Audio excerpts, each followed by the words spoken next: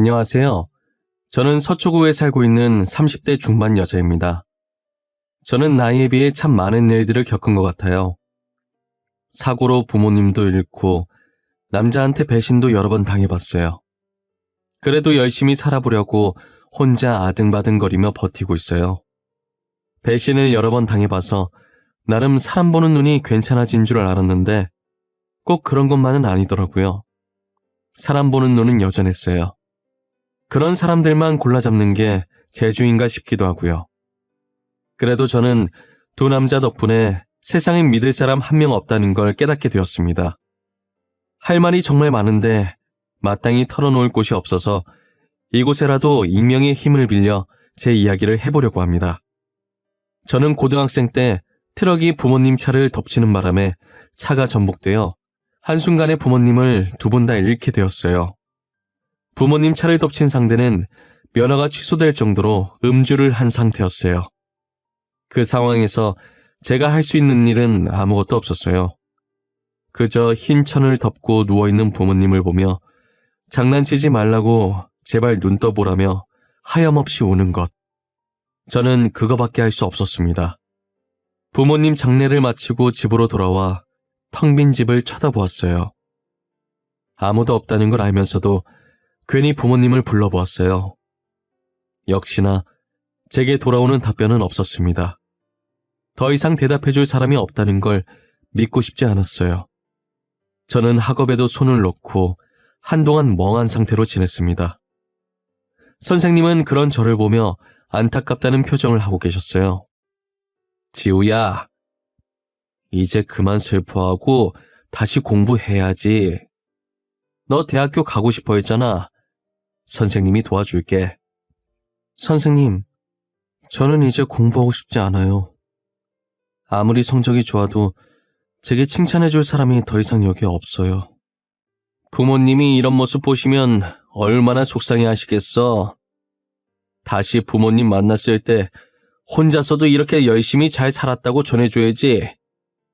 저는 선생님의 진심이 담긴 말씀에 다시 정신을 차리고 학업에 집중할 수 있었어요. 부모님은 돌아가시면서 제게 꽤 많은 재산을 남기고 계셨어요. 그래서 남들이 아르바이트 할 때 저는 힘들지 않게 대학까지 무사히 졸업할 수 있었어요. 가만히 있으면 잡생각만 날 것 같아서 졸업하고 곧바로 취업 준비에 들어갔어요.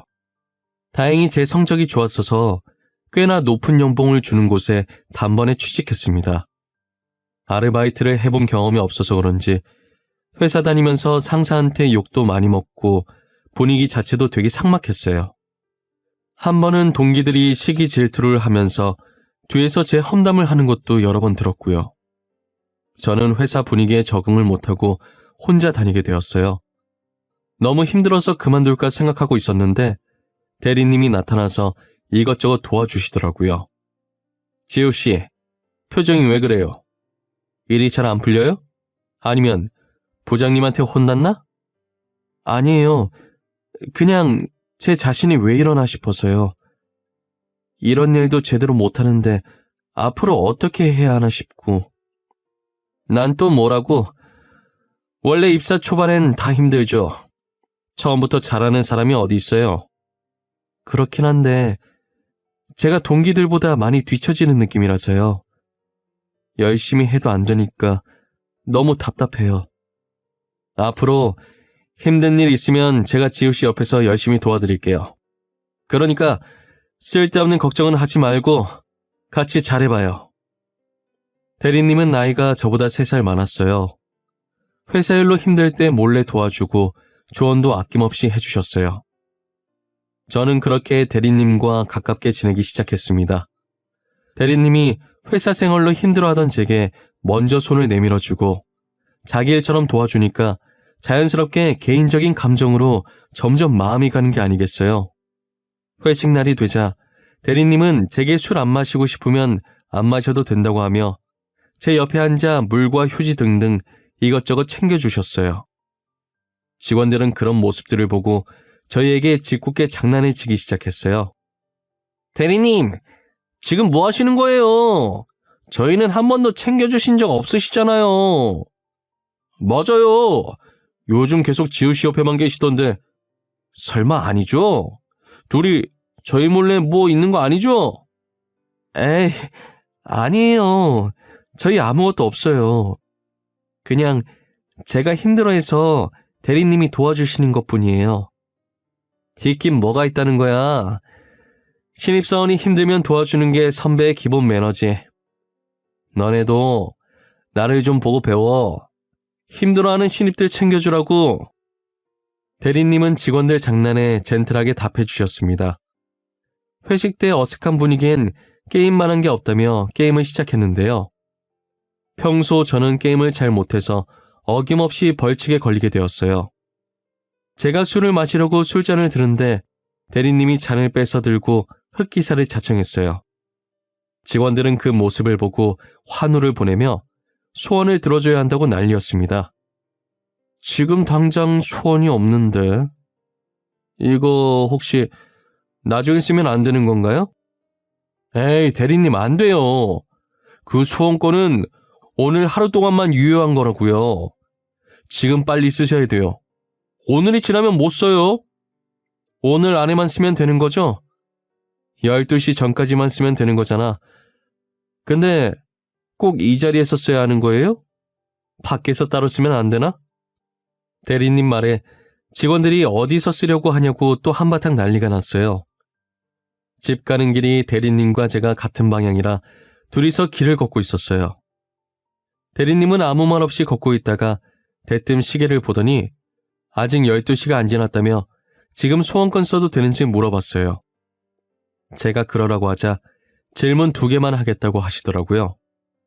지우씨, 지금 만나는 사람 있어요? 아니요, 없어요. 혹시 괜찮으면 저랑 만나보실래요? 뭐예요? 설마 대리님 이거 고백이에요? 지금 저한테 고백하신 거 맞아요? 네. 지우씨만 보면 신경 쓰이고 챙겨주고 싶고 그렇더라고요.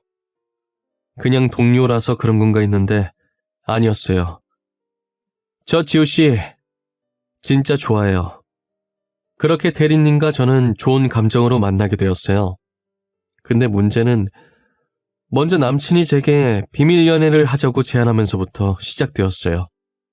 저도 괜히 회사에 사내 연애한다고 알렸다가 긁어부스럼 만들기 싫어서 알겠다고 했어요. 그렇게 저희의 아슬아슬한 비밀 연애가 시작되었습니다.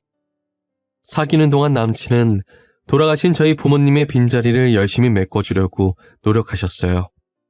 1년 가까이 연애를 하면서 한결같은 남친의 모습에 당연히 전 더욱 좋아졌고요. 저희는 얼마 지나지 않아 결혼 얘기까지 오가게 되었습니다. 오빠, 우리 이제 나이도 있고 만난 지도 꽤 됐잖아. 그래서 말인데 혹시 나랑 결혼할 생각은 없어? 결혼? 나야 당연히 결혼하고 싶지. 너같이 나한테 잘해주는 여자가 어디 있어? 무슨 소리야. 오빠가 훨씬 더 나한테 잘해주지. 우리 부모님 빈자리도 다 오빠가 채워주고. 그건 당연히 해야 하는 거지. 근데 지우야, 난 너랑 결혼하는 것도 좋은데 동거부터 시작하는 게 좋지 않겠어? 왜? 오빠네 부모님이 나 싫어하셔? 결혼하지 말래? 그런 건 아닌데 연애할 때 죽고 못 살던 사람들도 살아온 환경이 달라서 결국 다시 갈라선 경우들이 많더라고. 그런가? 오빠가 나보다 더 생각이 깊네. 그럼 결혼은 나중에 하고 동거부터 시작하는 걸로 해. 그렇게 저희는 동거 먼저 해보기로 결정했습니다. 남친이 어느 정도 돈을 모아두긴 했지만 집을 살 정도는 아니었어요. 제가 반 정도 보태겠다고 했는데 한사코 거절을 하시더라고요. 어차피 저희 집은 저 혼자 살고 있어서 여기서 동거를 하기 시작했어요. 같이 사니까 제법 신혼부부 같고 좋더라고요. 하지만 이 행복도 그리 길게 가진 않았어요.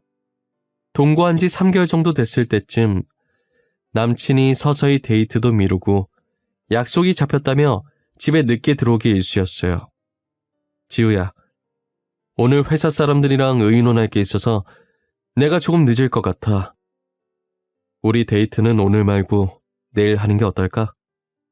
중요한 거야? 중요한 거면 어쩔 수 없지. 회사 일이 먼저니까 내가 양보해야지. 진짜 미안해. 집에 들어갈 때 맛있는 거 사갈게. 혼자서 먼저 저녁 먹고 있어. 알겠지? 처음엔 저도 한두 번은 믿어줬어요. 하지만 날이 갈수록 집에 들어오지 않는 횟수가 많아지더라고요. 이젠 일주일에 한 번 볼까 말까 하는 수준까지 됐었어요. 동거전 연애할 때보다 얼굴을 더 못 본 것 같았어요. 한 번은 대리님 옷에서 향수 냄새가 나더라고요. 저는 처음엔 대수롭지 않게 여겼었어요. 그 뒤에도 같은 향수 냄새가 이전보다 더 진하게 나길래 향수 샀냐고 물었습니다. 같이 일하는 동료 박대리 향수가 좋아서 자기가 좀 빌렸었다고 말하더라고요. 그런데 한동안 계속 그 향수 냄새가 나서 얼마나 좋으면 계속 남의 걸 빌렸으나 싶었어요. 나중에 제가 박대리한테 직접 물어봐서 몰래 깜짝 선물해 주려고 했어요. 저는 회사 출근하자마자 박대리한테 가서 무슨 향수 쓰냐고 직접 물어봤어요. 그런데 박대리 표정이 그게 무슨 말이냐는 듯이 변하는 게 아니겠어요? 박대리님, 혹시 무슨 향수 쓰세요? 향수요? 향수 같은 거 안 뿌리는데. 저 향수 사본 적도 없어요. 향수 안 쓰신다고요? 아닌데.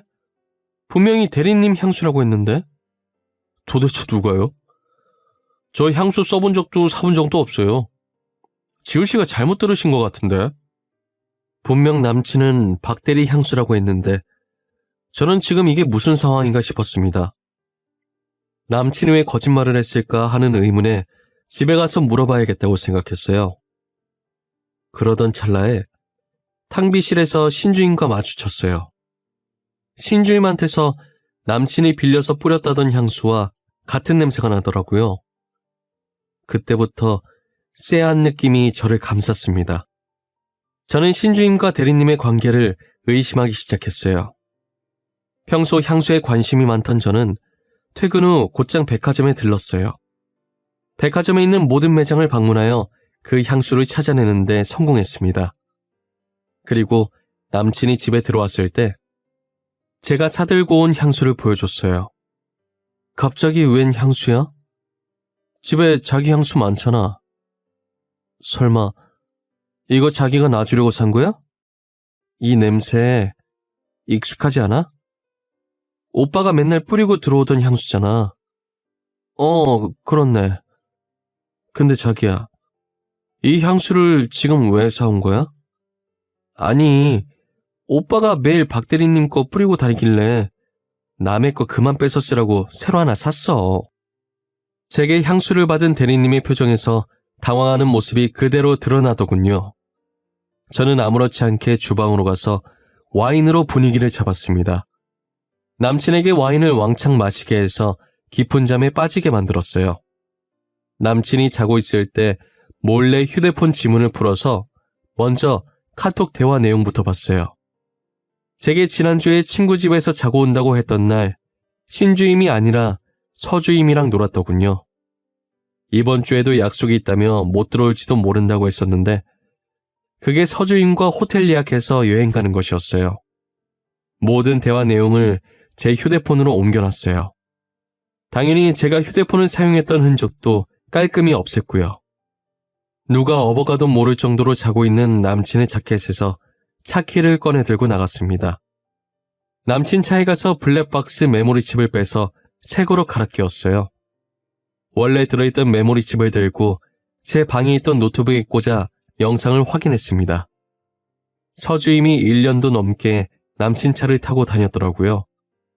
둘이서 나눈 대화 내용에도 명백한 불륜 증거들이 있었어요. 저는 이 두 사람에게 제대로 복수해줘야겠다고 생각했어요. 남친은 친구 집에 놀러가고 있다고 남긴 메시지를 끝으로 연락이 끊겼어요. 저는 몰래 대화 내용이 있던 호텔 로비에서 시간 맞춰 기다리고 있었고요. 얼마 지나지 않아 체크인을 하러 들어오는 두 사람이 보이더군요. 저는 놓치지 않고 영상으로 그 모습들을 다 담았습니다. 그리고 제가 선물했던 향수를 들고 그들 면전에 뿌리기 시작했어요. 박주임! 이게 무슨 경우 없는 짓이야! 박주임, 여기는 어떻게 알고 왔어? 지금 집에 있어야 할 시간 아니야? 왜 지금 당신이 여기 있는 거야? 아, 지금은 내가 박주임이야? 너는 내가 여기 있는 게 중요하니? 니들이 하고 있는 짓들이 중요하지. 왜? 내가 못 올 곳이라도 왔나 봐? 넌 여기가 친구 집이니? 이거 다 오해야, 박주임. 내가 다 설명할게. 그러니까 조금만 진정해. 내 얘기 좀 들어봐, 제발. 오해? 오해는 무슨 오해야? 지금 둘이 떡하니 팔짱 끼고 호텔에 들어온 게 오해라고? 말 같지도 않은 소리 그만해. 남친은 나중에 자기가 다 설명하겠다면서 무릎을 꿇고 제 바지가랑이를 잡고 빌더라고요. 알고 보니 남친이 제 재산을 보고 일부러 접근한 거였어요. 실제로는 서주임과 더 오래 연애를 해왔더라고요. 서주임도 남친이 양다리였다는 걸 모르는 눈치였고요. 서주임은 처음에 제게 화를 내다가 저희의 대화를 듣더니 양다리였다는 걸 알고 남친 뺨을 때리고 호텔을 나갔어요. 저는 이 사실을 전부 회사에 내부 고발할 거라고 협박했습니다. 남친이 다시는 안 그러겠다고 비는데 그 모습도 정이 떨어지네요. 서주임은 아직도 정신 못 차렸는지 남친이랑 결혼하겠다고 난리더라고요. 제게 찾아와서는 남친한테서 떨어져 나가라고 하길래 회사에 양다리 걸친 카톡 내용과 모든 사실을 회사 내 어플에 익명으로 고발했습니다. 남친과 서주임은 회사에서 쫓겨나고 저도 회사에 정이 떨어질 대로 다 떨어져서 그만뒀어요. 저는 그 이후로 연애를 안 하겠다고 다짐하고 일자리를 고민하고 있었습니다. 평소 관심이 많았던 향수나 만들어 볼까 했는데 계속 그 일이 떠오를 것 같더라고요. 향수만큼이나 옷에도 관심이 많아서 부모님 재산으로 작은 옷가게를 하나 차렸어요. 아침마다 커피를 마시는 습관이 있는 저는 1년 동안 같은 카페에서 항상 똑같은 커피를 사 먹었어요. 그런데 카페에서 1년 넘게 같은 메뉴만 시키니까 알바생이 아는 척을 하더라고요. 항상 바닐라 라떼 시키시는 분 맞으시죠? 한 메뉴만 시키는 사람은 드물어서 기억하고 있었어요. 아, 네. 그럼 그거 하나 주시겠어요? 근데 왜 바닐라 라떼만 드세요? 질리실 텐데.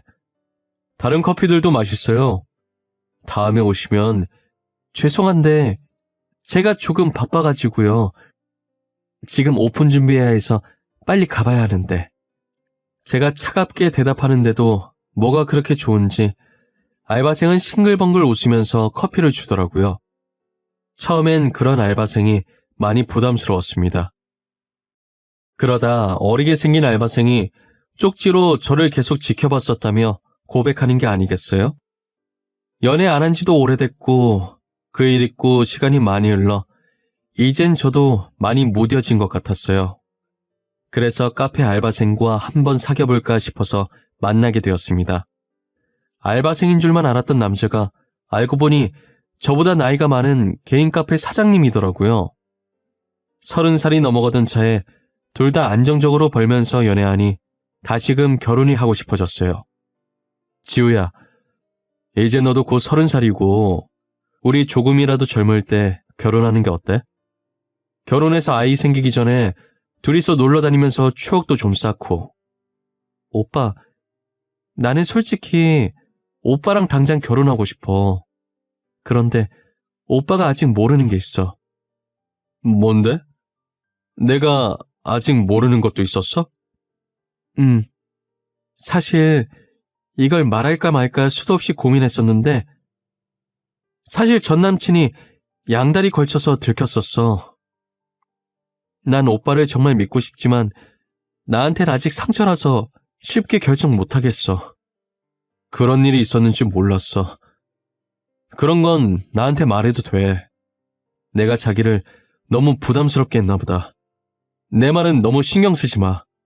괜찮아지면 다음에 다시 얘기하자. 이 사람이면 괜찮겠다 싶었지만 그래도 세상에 믿을 사람 없다잖아요. 저는 같은 실수를 2번 다신 하지 않겠다고 생각했습니다. 새로운 남친은 자세히 알아보고 안전하게 결혼해야겠다는 생각에 몰래 뒷조사를 하게 되었어요. 남친은 제게 자기 부모님도 소개시켜주고 자기는 당당하다며 자신의 휴대폰 비밀번호도 알려줬었어요. 그런 남친의 모습을 보고 이 사람은 정말 숨기는 게 없다고 생각했습니다. 안심하고 제 집에서 동거를 시작했어요. 남친과 반년 정도 동거하면서 여전히 잘해주는 모습에 평생을 같이 해도 되겠다 싶었어요. 그래서 결혼하려고 정식으로 남친 부모님께 인사드리고 갔고요. 속전속결로 드레스 예약하고 결혼 날짜에 식장까지 잡아놨습니다. 결혼 전날 이것저것 준비할 게 많아서 피곤하더라고요. 할 일을 끝내고 나니 졸음이 쏟아져서 저는 일찍 잠들었어요. 그러다 잠시 잠에서 깼는데 옆에 있어야 할 남친이 없었어요. 문 쪽으로 다가가니 남친이 거실에서 몰래 누군가와 통화 중이더라고요. 여보라고 말하는 남친의 목소리에 두 귀를 의심했어요. 저는 본능적으로 휴대폰을 들어 몰래 찍고 있었죠. 바보같이 제가 잔다고 생각한 건지 당당하게 스피커폰으로 통화하고 있어서 상대방 목소리도 선명하게 들리더라고요. 여보, 이번 일만 잘 끝나면 여보한테 명품백 2-3개? 그건 그냥 사줄 수도 있어. 조금만 기다려봐. 알겠지? 진짜? 빨리 여보가 하는 일 끝났으면 좋겠다. 나 지금 너무 기대돼. 친구들한테 자랑할 거야. 당연히 자랑해야지. 앞으로 자기한테 좋은 거 더 많이 해줄 수 있어. 나 믿지? 그러니까 조금만 기다려줘. 알고 보니 남친은 이미 여친이 있었습니다. 제 재산을 뒤로 빼돌릴 생각으로 사기 결혼을 결심한 것이었어요. 그리고 시어머니와 시아버지도 돈 주고 연기를 부탁한 사람들이었더라고요. 남친은 애초에 제게 사기칠 목적으로 다가온 거였죠. 이 사실을 알고 화가 난 저는 평생 잊지 못할 결혼식을 만들어주겠다고 생각했어요. 모두가 보는 앞에서 망가져가는 남친의 모습을 상상하니 그렇게 짜릿할 수가 없었습니다. 결혼식장에서 남친과 나란히 입장 후 축가 부르는 시간이 다가오고 있었어요. 저는 사회자에게 축가 부르기 전에 제가 따로 준비한 게 있다고 말했죠. 오빠를 위해서 선물 하나를 몰래 준비했어. 내가 준비한 영상을 보면 이 순간을 평생 잊지 못할 거야. 난 지금도 너무 행복한데 무슨 선물까지 준비했어. 도대체 언제 준비한 거야? 결혼 전에 많이 바빴을 텐데. 틈틈이 준비했지. 내 성의를 봐서라도 잘 봐줘. 오빠의 눈부시게 화려했던 순간들을 담아봤으니까. 곧바로 전날 찍어놨던 영상을 틀어버렸습니다.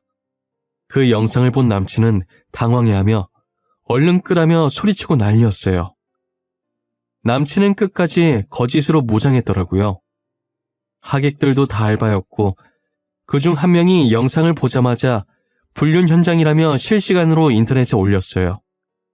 당연히 결혼식은 엉망이 됐고 불륜 영상이 빠르게 퍼지면서 남친의 카페 정보까지 다 뜨게 됐어요. 결국 카페 주인이 불륜남이라고 동네에 소문이 퍼지면서 카페는 쫄딱 망하고 말았죠. 2번씩이나 남자한테 상처받은 저는 이제 하고 있는 일에만 몰두하기로 했습니다. 한 번은 SNS 스타가 저희 가게를 방문해서 쇼핑하는 사진을 찍어 올린 겁니다. 그 사진을 본 팔로워들이 저희 가게를 알아낸 후 빠르게 입소문이 났어요.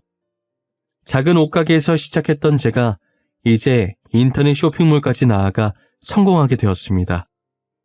저는 제 힘으로 열심히 번 돈과 부모님의 재산으로 평생 혼자 살 생각이에요.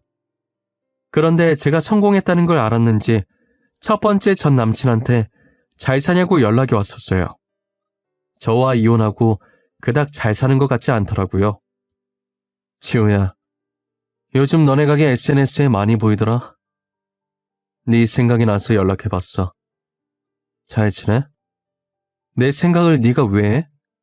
나는 너랑 헤어지고 훨씬 잘 지내. 서주임은 너가 나한테 연락하고 다니는 거 알고 있니? 걔 말은 하지 마라 짜증나니까. 걔 나보고 결혼하자 하더니 결혼한 지 1년도 안 된 애가 바람펴서 이혼한 지는 꽤 됐어. 그거 듣던 중 반가운 소리네. 네가 한 말 중에 제일 재밌다. 끼리끼리 만났구나 아주. 너도 당해보니까 어때? 내가 전에 너한테 진짜 나쁜 짓 했더라. 그래서 지금 천벌받나 봐. 나 진짜 반성 많이 했어. 다신 안 그럴 테니까 한 번만 용서해주라. 진짜 그러고도 나한테 용서를 구하니? 역시 인간은 절대 고쳐 쓰는 게 아니라고 했어. 구질구질하게 나한테 다시는 연락하지 마. 저는 단칼에 거절했지만 나를 만만하게 보고 다시 연락한 건가 싶은 생각에 제대로 응징해줘야겠다고 생각했습니다. 첫 번째 남친은 현재 대출받아서 음식 장사를 하고 있었어요. 뻔뻔하게 연락하는 태도에 짜증나서 제가 그 음식점에 찾아갔어요. 멍청한 전 남친은 제가 자기랑 다시 시작하려고 온 줄 알았는지 환하게 웃더군요.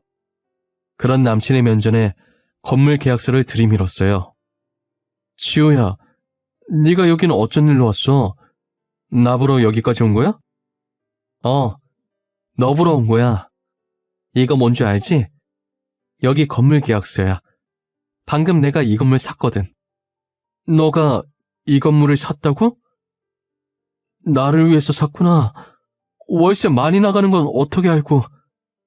너 원래 이렇게 눈치가 없었니? 너 내가 만만했나 보다. 그러고 다시 연락하는 거 보니까. 네가 날 하도 만만하게 보길래 건물주가 월세 좀 올리러 왔어. 지금 주고 있는 것보다 2배 더 올릴 거야. 감당 못하겠으면 음식점 빼던가. 원래 인기도 없었던 식당이었는지 가게는 쫄딱 망하고 어떻게든 살아보려고 사채까지 쓰고는 파산해버렸어요. 전 남친은 다시 제게 찾아와 앞으로 평생 아는 척 안 할 테니 제발 살려만 달라고 손이 발이 되도록 빌더라고요. 지우야, 내가 미안해. 다 내가 잘못했어. 내가 어떻게 하면 될까? 너한테 어쩌면 좋겠어? 간단해. 그냥 내 눈앞에서 사라져주면 돼. 머리카락 한 올도 보이지 말고 그대로 사라져. 내가 사라져줄게. 앞으로 평생 아는 척 안 할게. 그러니까 제발 한 번만 살려주면 안 될까? 누가 보면 내가 너 죽이는 줄 알겠다. 너 이런 식으로라도 계속 내 앞에 보이면 더 심하게 괴롭혀줄 테니까 나가. 전 남친은 연신 미안하다고 앞으로 찾아올 일 없을 거라며 도망가 버렸습니다. 2명의 남친 모두 제 재산만 보고 만난 게 억울했지만 이렇게라도 돈으로 복수할 수 있으니 정말 다행입니다. 눈에는 눈, 이에는 이라고 하잖아요. 돈에는 똑같이 돈으로 응징을 해줘야 하는 것 같습니다. 앞으로 연애를 할 수 있을지 모르겠지만 혹시라도 다음에 연애를 하게 된다면 명품 선물도 하지 않고 아예 돈 없는 척 해야겠다고 생각했어요. 무너져가는 집이라도 하나 사서 못 사는 척 연기해야 하나 싶습니다. 여러분들은 아무리 좋아하는 사람이라도 모든 걸 내보이지 마세요. 저처럼 약점이 될 수도 있답니다. 제 이야기는 여기까지예요. 지금까지 들어주셔서 감사합니다.